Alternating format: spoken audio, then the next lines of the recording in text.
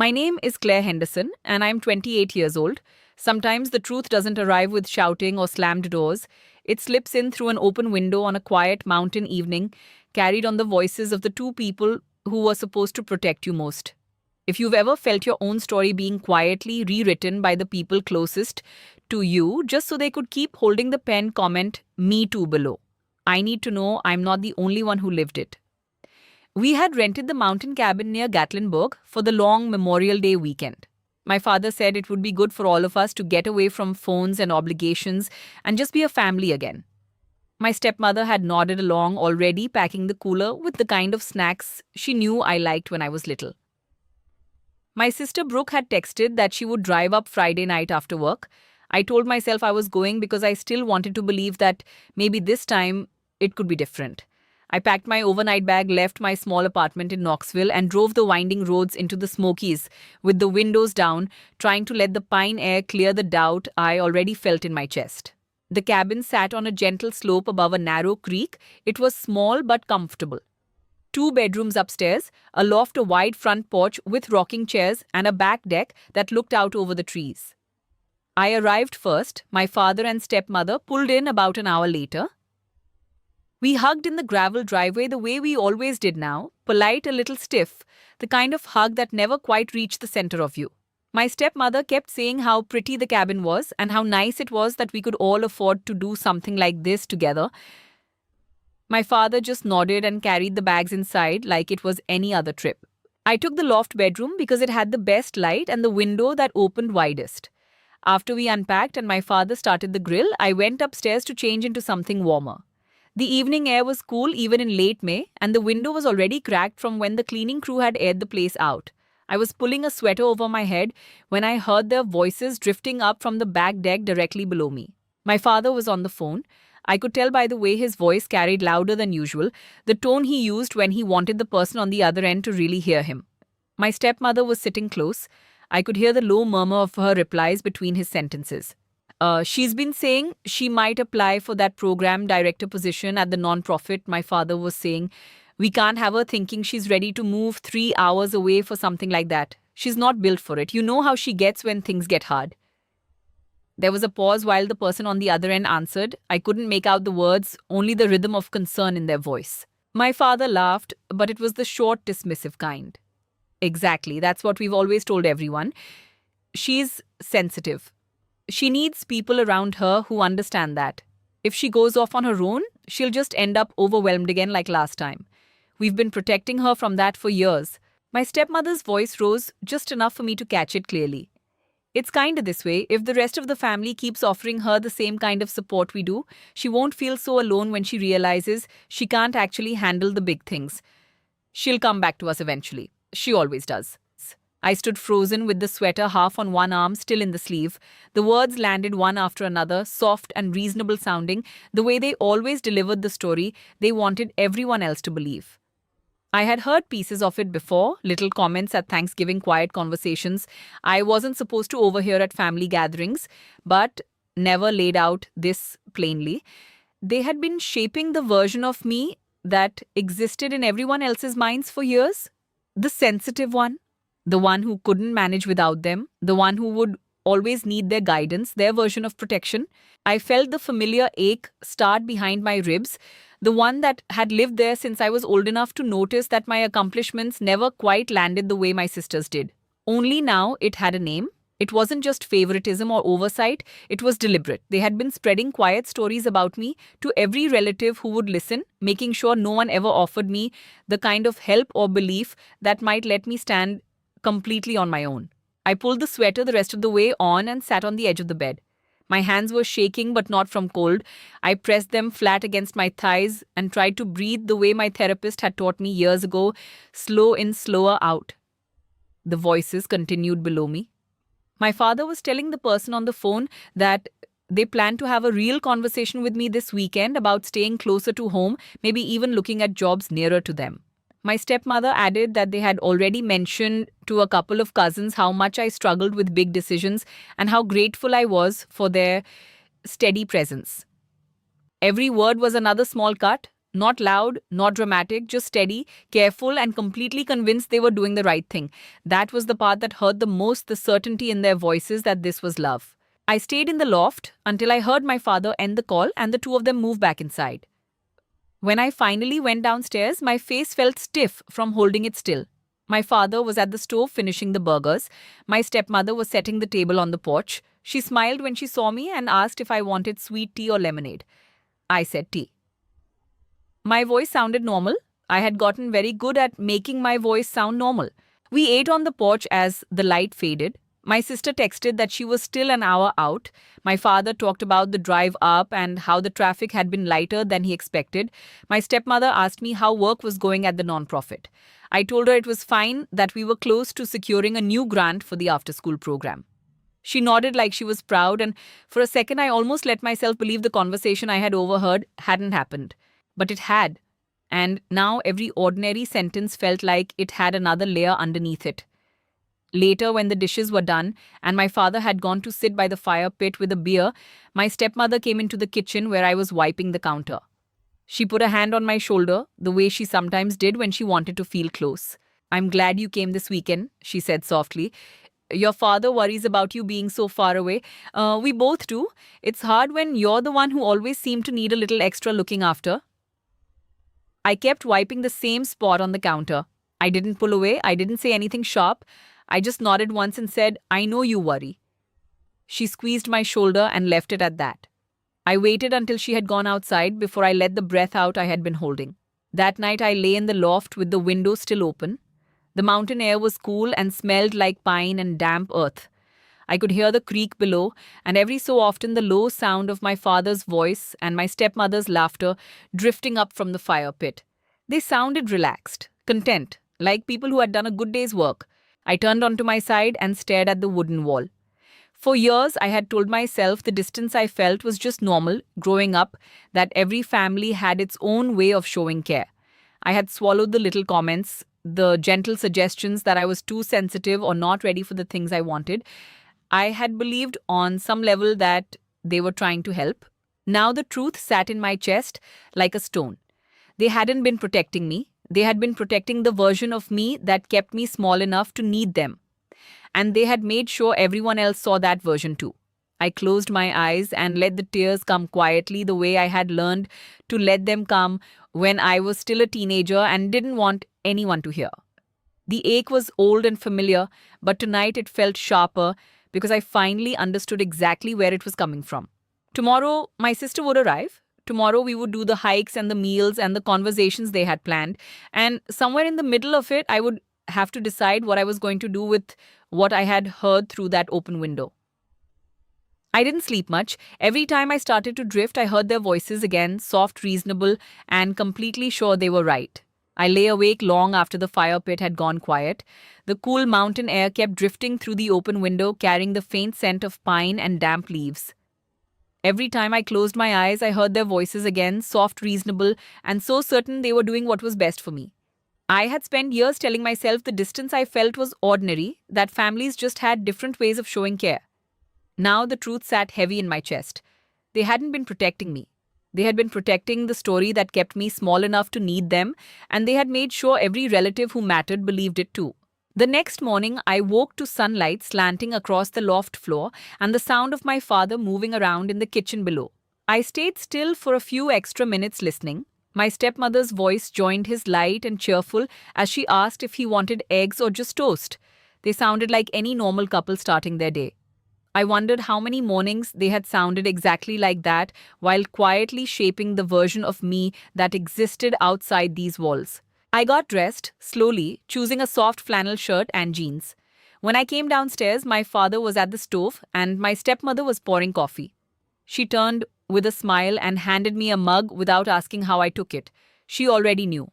That small familiarity made the ache in my chest sharper. "Sleep okay up there?" my father asked without looking up from the pan. "Loft gets a little chilly at night, but the air's good for you." "It was fine," I said. My voice came out steady. I had practiced that steadiness for years. We ate on the porch again. My stepmother talked about a trail she wanted to try later. Something easy with good views. My father nodded and said it would be nice to get some exercise in before my sister arrived. I listened and nodded in the right places. Inside, I kept turning over the words I had overheard. They were already planning how to steer the weekend toward the conversation they wanted, the one where they would gently remind me why staying close to home was safer, why the promotion at the non-profit was too much pressure, why I had always done better when I let them guide the big decisions. After breakfast, my father suggested we take a short walk along the creek before the day warmed up. I agreed because refusing would have drawn more attention than I was ready to handle. We walked single file along the narrow path, my stepmother in front, my father behind me. The water rushed over rocks loud enough that I could almost pretend the silence between us was comfortable. Halfway down the trail, my father spoke up. You know, your stepmother and I were talking last night about that program director job you mentioned, he said.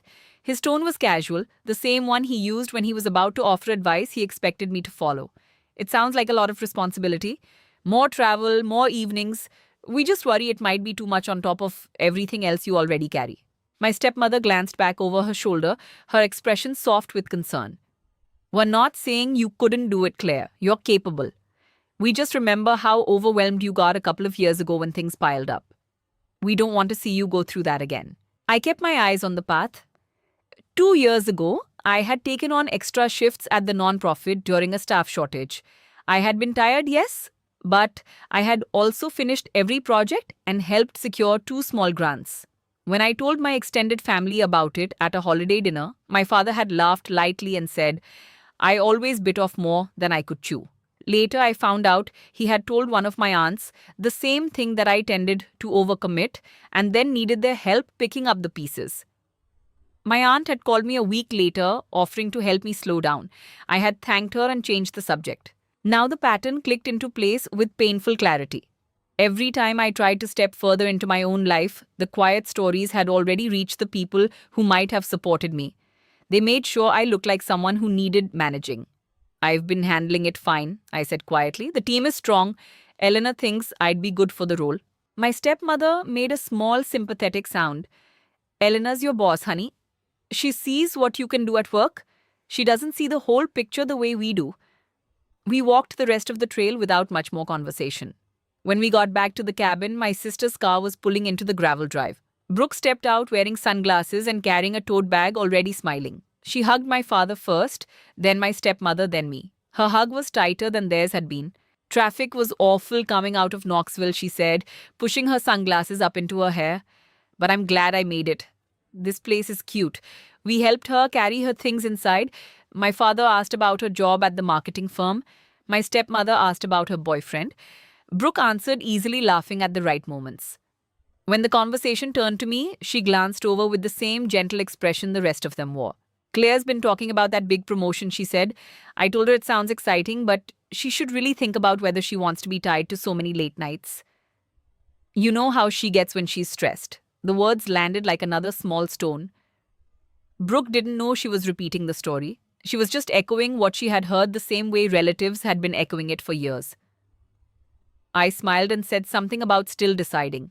Inside, the ache spread a little wider. After lunch, my sister suggested we sit on the porch and look through some old family photos my father had brought in a box. For memories, he said. I didn't want to, but refusing would have made the afternoon heavier than it already was. We sat around the wooden table while my father pulled out faded prints and my stepmother passed them around with little stories attached. I was only half listening when my stepmother reached into the bottom of the box and pulled out a small worn notebook with a faded blue cover. My old journal from high school. I had forgotten I packed it when I moved apartments last year. Somehow it had ended up in this box instead of my own things. Oh, look at this, my stepmother said, turning it over in her hands. Claire's old journal. I remember you used to write in these all the time. My father leaned forward. We should read a couple pages. It'll be funny to see what you were worried about back then. I felt the blood drain from my face. That's private, I said, keeping my voice even. I'd rather not. My sister laughed lightly. Come on. It's ancient history. We all have embarrassing stuff from high school. My stepmother was already opening the cover. She flipped through a few pages, smiling at the messy teenage handwriting. Then her expression changed. She stopped on a page near the middle and read aloud in a soft, surprised voice. Dad and Nancy keep telling Aunt Marie that I'm too sensitive to handle moving away for college. They said I'd probably have another breakdown like before. I heard them on the phone last week. I don't know why they won't just let me try. I feel like they're making everyone think I'm broken, so I'll stay home forever. The porch went quiet. My father's face tightened. My stepmother closed the journal slowly, her fingers resting on the cover like she could press the words back inside it. My sister looked from me to them and back again. What is that supposed to mean? I stood up. My hands were steady, but my heart was pounding so hard I could feel it in my throat. The journal had surfaced at the worst possible moment, the way old truths always seem to when you're finally starting to see the pattern clearly. All those years of quiet control written in my own teenage handwriting, now sitting on the table between us like evidence no one could deny. My father cleared his throat. That was a long time ago, Claire. We were just trying to make sure you didn't get in over your head. You were struggling back then. I looked at him then, at my stepmother, then at my sister, who was still holding one of the old photos like she didn't know where to put it. The lies they had told about me had been so carefully placed that even I had started to believe parts of them. But the journal didn't lie. It was proof that I had seen it happening even when I was too young to stop it. I picked up the notebook and held it against my chest. My voice came out quieter than I expected, but it didn't shake. I think I need some air, I said. I walked off the porch and down the steps toward the trees. Behind me, I heard my sister ask another question, my father's low reply, my stepmother's soft attempt to smooth everything over. I kept walking until their voices faded behind the sound of the creek. The journal felt heavy in my hands. I hadn't opened it in years, but I remembered writing that entry the night after I overheard a similar conversation. Back then, I had still hoped that if I just tried harder to be the daughter they wanted, the stories would stop. I had been wrong. I sat on a large rock by the water and opened the journal again. Page after page held the same quiet observations, the times relatives pulled away after my father mentioned I was fragile, the opportunities I didn't pursue because someone had already planted doubt, the slow erosion of my own confidence. It was all there written by a girl who had known something was wrong long before she had the words to name it. I closed the journal and pressed my forehead against my knees. The pain was sharp and old at the same time. They had taken my story and reshaped it until even I doubted my own memory. And they had done it so gently that no one ever called it what it was. My phone buzzed in my pocket. I pulled it out, a text from Eleanor at work. Hey, your dad called the office this morning asking about your schedule next week. Said he wanted to surprise you with lunch. Everything okay? I stared at the screen. The secondary pressure was already starting the unexpected reach into the one place I had tried to keep separate. They weren't going to let this weekend end without trying to pull me back into the version of me they had built. I typed back a short reply that I would explain later, then turned the phone face down on the rock. Above me, the trees moved in the wind. Somewhere behind me, my family was still on the porch, probably deciding how to handle the journal and the things I had written in it. I didn't go back right away. I sat by the creek and let the sound of the water fill the space where their voices had been. For the first time in a long time, I wasn't wondering how to make them see me differently. I was wondering how much longer I was willing to let their version of me be the one everyone else believed. The choice was starting to form quiet and painful the way all the important choices in my life had formed slowly in the spaces between what they said and what I had always known was true. I stayed by the creek until the light started to change and the air grew cooler against my skin. The journal rested in my lap, its pages filled with a younger version of myself who had already seen the pattern but hadn't yet found the courage to name it out loud. Eleanor's text sat unanswered on my phone. My father had called my workplace. They were already reaching into the one part of my life I had tried to keep separate the same way they had always reached into every story I tried to tell about myself. When I finally walked back to the cabin, the porch was empty. I could hear voices inside, my father's low and steady, my stepmother's softer, my sister's rising and falling in questions. I stood on the bottom step for a long moment, the journal still in my hands, before I opened the door. They were sitting around the kitchen table. My sister looked up first, her face uncertain. My father's expression tightened when he saw the journal. My stepmother's hands were folded in front of her, the picture of calm concern. "We were worried about you," my stepmother said gently.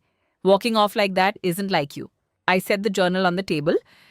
"I found something I wrote when I was 17 about how you told Aunt Marie I was too sensitive to move away for college, about how you said I'd have another breakdown if I tried to be on my own." My father exhaled, through his nose, the sound he made when he was about to explain something he believed I was too emotional to understand. Claire, that was a long time ago. You were struggling. We were trying to keep you from making choices that would hurt you. You were keeping me from making choices at all, I said.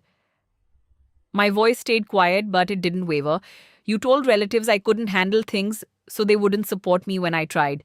You made sure the version of me they saw was the one who always needed your guidance. And you did it so quietly that even I started to believe it. My sister shifted in her chair.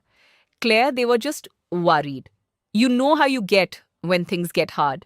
Remember when you tried to take that extra job a couple years ago and you were exhausted all the time? I looked at her. I was exhausted because I was working 2 jobs to cover rent after my hours got cut. I still finished everything, but by the time I told anyone about it, Dad had already told half the family I was overcommitting again and would probably need help cleaning up the mess. My stepmother reached across the table toward my hand. I didn't pull away, but I didn't let her take it either. We love you, she said. Everything we've done has been because we love you. You've always been the one who feels things more deeply. We just wanted to protect you from getting hurt. The words were the same ones they had used for years. Soft, reasonable, impossible to argue with without sounding ungrateful. I felt the old ache rise again, the one that had lived in my chest since I was small. For a moment, I almost let it pull me back under the part of me that still wanted to believe that if I just explained clearly enough, they would see me. But the journal was open on the table between us. The words I had written as a teenager were still there, plain and undeniable. I'm not asking you to change how you see it, I said. I'm telling you that I see it now. And I'm not going to keep living inside the story you've told everyone else about me. My father's jaw tightened. You're making this into something it isn't. We've always been here for you. When you needed help with your first apartment, who co-signed the lease? When you were overwhelmed at work last year, who drove down to help you organize your schedule? You helped, I said, and then you told everyone I couldn't have done it without you. You turned every step I took into proof that I needed managing. The kitchen was quiet except for the hum of the refrigerator. My sister looked down at her hands. My stepmother's eyes were bright with the kind of tears that always appeared when she felt misunderstood. My father just stared at me, the same steady look he had worn my entire life when he believed he was the only one seeing things clearly. I picked up the journal again. I'm going to finish the weekend because I said I would, but after that I need space. Real space. Not the kind where you call my boss or tell relatives I'm too fragile to make my own decisions. My father pushed his chair back. You're not thinking straight. This is exactly the kind of overreaction we've always worried about. You get an idea in your head, and suddenly everyone else is the problem. I didn't raise my voice. I didn't cry. I just held his gaze until he looked away first. I'm thinking more clearly than I have in a long time, I said. The rest of the evening passed in careful, polite silence. We ate the dinner my stepmother had planned. My sister tried to steer the conversation toward neutral topics: work, the weather, a show she was watching. My father and stepmother answered in short sentences. I answered when I was asked. The journal stayed on the table until I took it upstairs with me. That night I lay in the loft again with the window open. The mountain air was colder now. I could hear my father and stepmother talking quietly on the porch, below, their voices too low for me to make out the words. I didn't need to hear them. I already knew what they were saying. They were rewriting this moment the same way they had rewritten so many others, turning my boundary into proof that I was difficult, that I needed more protection, that they had been right all along. In the morning, my sister left early for work. She hugged me before she got in her car, but the hug was quick and she didn't meet my eyes for long. My father and stepmother stayed. They made coffee and talked about the drive home like nothing had shifted. I packed my bag, slowly folding each piece of clothing with deliberate care. Before I left, my father stood in the doorway of the loft. We're not going to fight with you about this, he said, but we hope you'll think about what you're doing. Family is supposed to take care of each other. Walking away from that doesn't make you stronger, it just makes you alone. I zipped my bag and set it on the bed. I know what alone feels, like I said. I've been alone inside this family for a long time. At least now it will be honest. He didn't answer.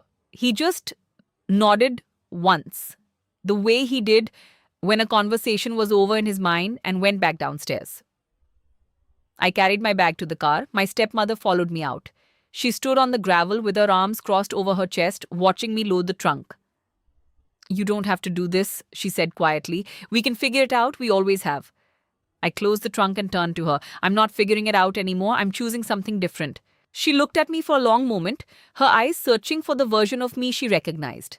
When she didn't find it, she nodded too. Drive safe. I got in the car and pulled away from the cabin. In the rearview mirror, I watched my father step out onto the porch beside her. They stood together small against the trees, and I felt the last thread of belonging snap. It didn't break with shouting, it broke with the quiet understanding that they would keep telling their story and I would no longer be inside it. The drive back to Knoxville took longer than it should have. I stopped once at a pull-off and read through a few more pages of the journal. The girl who had written those entries had been braver than I remembered. She had seen the control even when she didn't have the words or the power to stop it. I had spent the years since then trying to earn my way out of the story they had written for me. I was done earning. When I got home, there was a voicemail from Elena. My father had called the office again that morning asking if everything was all right with me. Elena's voice was careful but kind. I told him, "You were fine and that work stuff stays at work. Call me if you need anything." I sat on my couch with the phone in my hand and let the tears come. They were quiet the same way everything in this story had been quiet, not dramatic, not loud, just the steady release of something I had been carrying for too long. 2 days later, Victor Lang called. He was an old friend of my father's, the kind of man who had been at every holiday dinner and every backyard barbecue when I was growing up. I hadn't spoken to him in years. He asked if I had time for coffee. I almost said no, but something in his voice made me agree. We met at a small diner near my apartment. Victor looked older than I remembered, his hair more grey, his shoulders a little more rounded. He stirred his coffee for a long time before he spoke. I heard about the weekend, he said. Your dad called me yesterday. He said you were having one of your episodes again, that you were making up stories about the family and pushing everyone away. I didn't defend myself. I just waited. Victor looked down at his cup. I've known your father a long time. He's always been good at making people see things his way. When you were in high school and wanted to apply to that school out of state, he told me you were too anxious to handle it. He asked me not to encourage you. I didn't. I thought I was helping. He paused, and the weight of what he was saying settled between us. I should have asked you, he said. I should have listened to you instead of the version he gave me. I'm sorry for that.